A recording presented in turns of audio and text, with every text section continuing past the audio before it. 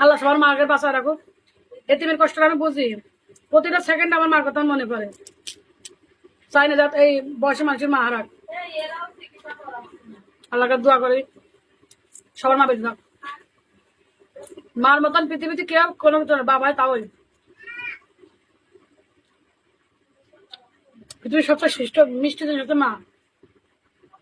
সন্তানও হয় না। আমার মা মরে যাওয়ার পর তোমার গায়ে বল পাই না।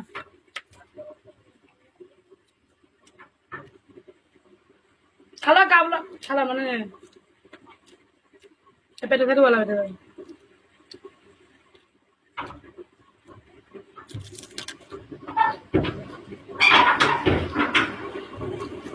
ঘিমে যাচ্ছে বল।